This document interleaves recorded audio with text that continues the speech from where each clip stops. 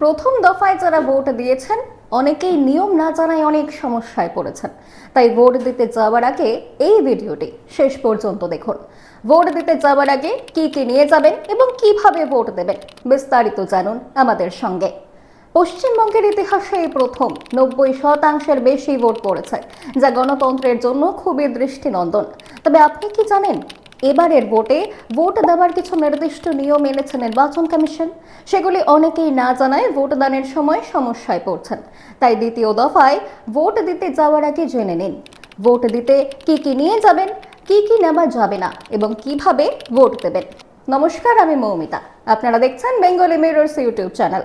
তবে ভিডিওটি শুরু করার আগে আপনাদের কাছে একটি অনুরোধ, ভিডিওটি প্রয়োজনীয় মনে হলে লাইক করবেন, শেয়ার করবেন এবং চ্যানেলটি সাবস্ক্রাইব করার অনুরোধ রইল। তাহলে শুরু করা যাক। ইতিমধ্যেই প্রথম দফার নির্বাচন সম্পন্ন হয়েছে রাজ্যে এবং আরও একটি দফার নির্বাচন আসন্ন। এই ভিডিওতে ভোটদানের পদ্ধতি আমরা স্টেপ বাই স্টেপ আলোচনা করব। প্রথমত, কারা ভোট দিতে পারবেন এবারের নির্বাচনে?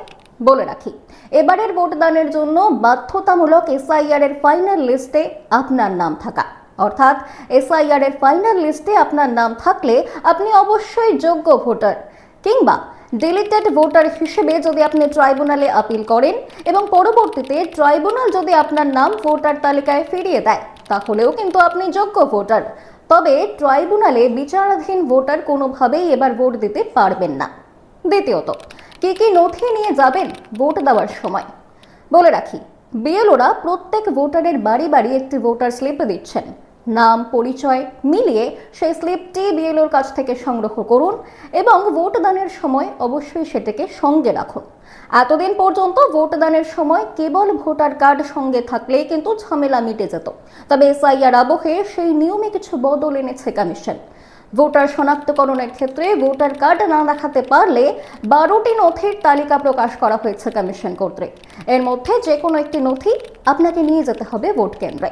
নথিগুলি হলো আধার কার্ড, জব কার্ড, ছবি সম্বলিত ব্যাংক পাসবুক বা পোস্ট অফিসের পাসবুক, ড্রাইভিং লাইসেন্স, ভারতীয় পাসপোর্ট, প্যান কার্ড, সচিত্র পেনশনের নথি, সরকারি কর্মচারীদের সচিত্র পরিচয়পত্র সহ অন্যান্য। সুতরাং ভোটার স্লিপ এবং ভোটার কার্ড অবশ্যই সঙ্গে রাখুন, আর ভোটার কার্ড না পেলে এই 12টি নথির মধ্যে যে কোনো একটি সঙ্গে নিয়ে যান। তৃতীয়ত, ভোটদানের পদ্ধতি কি? নয়া নির্দেশিকা অনুযায়ী ভোট গ্রহণ কেন্দ্রের 100 মিটারের মধ্যে উপস্থিত থাকবেন আপনার বিএলও, যিনি আপনার নথি যাচাই করে আপনাকে ভেতরে যাবার অনুমতি দেবেন। ভোট গ্রহণ কেন্দ্রের বাইরে মহিলা এবং পুরুষদের জন্য পৃথক লাইন থাকবে। সঙ্গে উপস্থিত থাকবেন কেন্দ্রীয় বাহিনীর 2 জন জওয়ান। নিরাপত্তার চাদরে মুড়ে ফেলা হবে গোটা ভোট কেন্দ্র এবং তার আশেপাশের অঞ্চল। এবার আপনি ভোট কেন্দ্রের ভেতরে প্রবেশ করলেন। সেখানে আপনার ভোটার কার্ড এবং অন্যান্য নথি যাচাই করা হবে। পোলিং অফিসারের কাছে থাকা ভোটার লিস্টে আপনার নাম আছে কিনা, আপনার পার্ট নম্বর, সিরিয়াল নম্বর ইত্যাদি সবকিছু মিলিয়ে দেখা হবে। সবকিছু ঠিক থাকলে আপনাকে ভোট দানের জন্য যোগ্য মনে করা হবে এবং আপনার আঙুলে কালি দিয়ে দেওয়া হবে। এরপর প্রিসাইডিং অফিসার আপনাকে ভোট দান কক্ষে পাঠাবেন।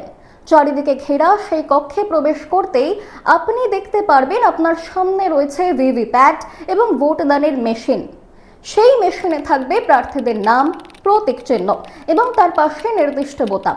এবার তাড়াহুড়ো না করে নিজের বিচার বিবেচনায় নির্দিষ্ট বোতাম টিপে নিজের গণতান্ত্রিক অধিকার প্রয়োগ করুন।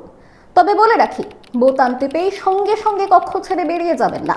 বোতাম টেপার কয়েক সেকেন্ডের মধ্যেই একটি শব্দ হবে এবং বাম দিকের ভিভিপ্যাটের কাচের স্ক্রিনে আপনার ভোট দেওয়া প্রার্থীর প্রতীক ভেসে উঠবে।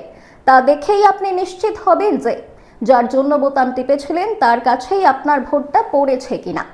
ঠিক এর কয়েক সেকেন্ডের মধ্যেই ভিভিপ্যাটের নির্দিষ্ট স্লিপটি কেটে মেশিনের ভেতরেই পড়ে যাবে এবং ভিভিপ্যাটের আলো নিভে যাবে। ব্যাস, আপনার ভোটদান শেষ হলো। এবার আপনি ভোট কেন্দ্র ছেড়ে বেরিয়ে যেতে পারেন। সুতরাং একেবারেই সহজ সরল পদ্ধতি। ভয় না পেয়ে কমিশন নির্ধারিত নথি নিয়ে আগামী 29 এপ্রিল ভোট কেন্দ্রে যান এবং নিজের পছন্দের প্রার্থীকে নিজের সিদ্ধান্তে ভোট দিয়ে গণতান্ত্রিক অধিকার প্রয়োগ করুন। আপনার কোনো মতামত কিংবা প্রশ্ন থাকলে আমাদের অবশ্যই কমেন্টে জানান, আমরা তার উত্তর দেব যথাযথ। ধন্যবাদ সকলকে।